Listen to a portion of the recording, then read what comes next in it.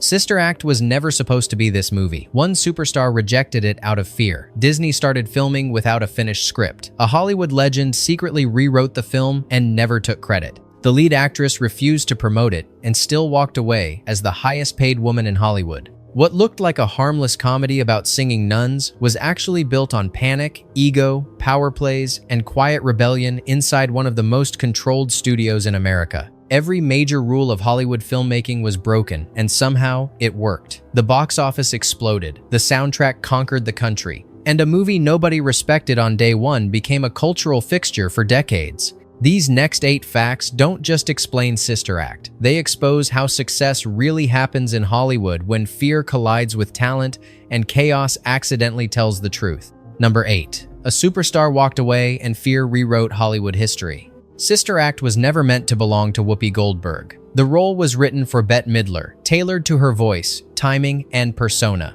Disney didn't casually offer it. They pursued her aggressively, convinced her star power would carry the film. But Midler hesitated, then declined. Not because of money or scheduling, but fear. She worried that playing a nun would dilute her carefully built image. In late 1980s Hollywood, reinvention was risky, especially for women. Audiences were assumed to punish change. She misjudged them. When Midler walked away, Disney panicked. The script stalled, casting unraveled, and momentum evaporated. But that vacuum made room for someone far less afraid of contradiction. Years later, Midler admitted the truth plainly. Whoopi took the role and wore it all the way to the bank. Hollywood rarely announces its turning points. Sometimes they arrive quietly, disguised as caution. Number 7. Disney started filming without a finished script. Once Whoopi Goldberg signed on, Disney faced a problem. The script no longer fit her voice. Executives demanded rewrites fast. When the pages weren't ready, they made a reckless choice. They rolled cameras anyway. Scenes were shot out of order. Dialogue changed daily. Writers were swapped mid-production. Entire character beats shifted on the fly. This kind of chaos usually destroys movies. Tone collapses. Performances drift. Studios quietly bury the result. But here, the disorder had direction. Everyone understood one thing. Whoopi's voice had to lead. Disney, a studio famous for control and precision, broke its own rules. And paradoxically, that loss of control forced the film to listen, not dictate. It was a gamble rooted in panic, but it created space for authenticity to emerge. Hollywood likes to believe success comes from planning. Sister Act proved it can come from surrender. Number 6. Carrie Fisher secretly rewrote the soul of the movie.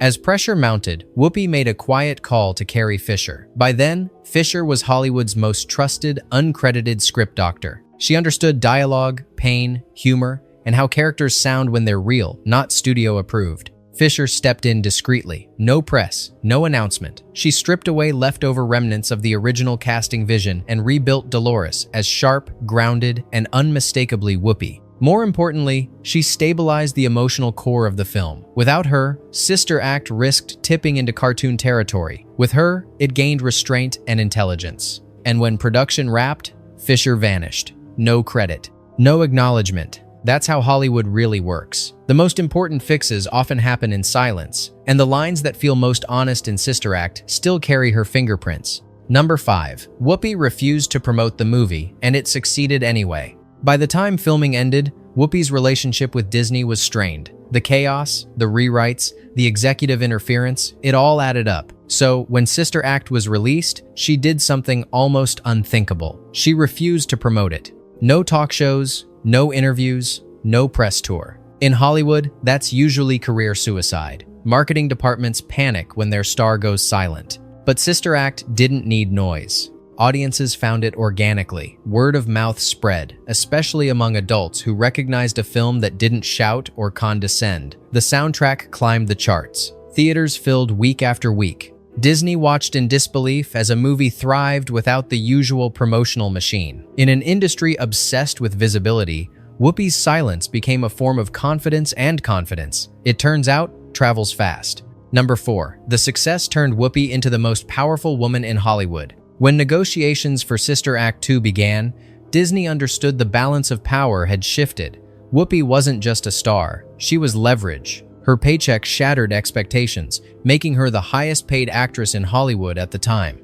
But the real story wasn't the money, it was how she used it. Whoopi had a passion project, Serafina, a political musical about South African students resisting apartheid. Studios didn't want it too serious, too risky, too foreign, so Whoopi made a deal. If Disney wanted the sequel, they would give Serafina a real US theatrical release. They agreed. That wasn't ego, it was strategy. In Hollywood, power isn't given, it's extracted, and Whoopi understood exactly how to spend it. Number 3. One voice was illusion, the other was pure authenticity. One of the most emotional arcs in Sister Act belongs to the shy sister Mary Robert. Her singing voice feels transcendent, but it wasn't the actress singing. Studio vocalist Andrea Robinson provided the vocals, while Wendy McKenna delivered the vulnerability. It was classic Hollywood illusion, assembling a moment from separate pieces. Whoopi's performance was the opposite. She sang everything herself. No dubbing, no safety net. She trained extensively, not to sound perfect,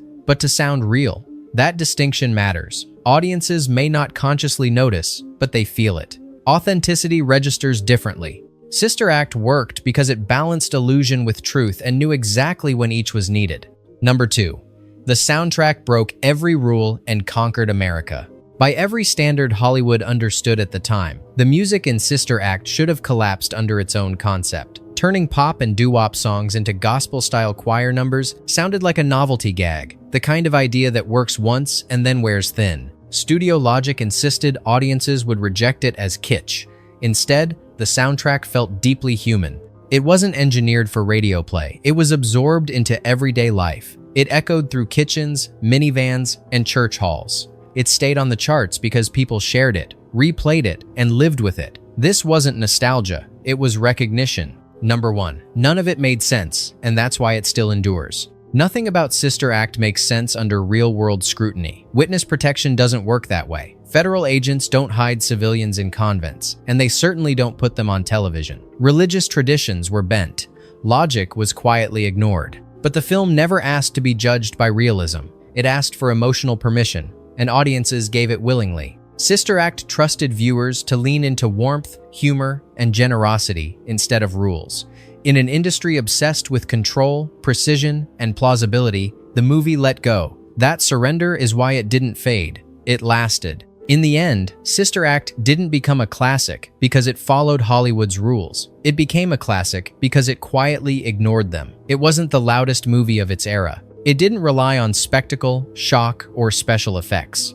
Instead, it trusted something far more fragile: the audience's willingness to feel. It understood that joy doesn't have to be cynical, that humor doesn't have to be cruel, and that warmth doesn't have to be shallow. For many viewers, especially those who lived through the VHS era, Sister Act wasn't just entertainment. It was a shared experience, something you watched with family, replayed on a weekend, or heard echoing from another room while life carried on. That kind of connection can't be engineered. It can only happen when a film accidentally tells the truth. Today, Hollywood spends billions trying to manufacture moments like that. Algorithms predict taste. Marketing dictates emotion. Yet few films linger the way Sister Act still does.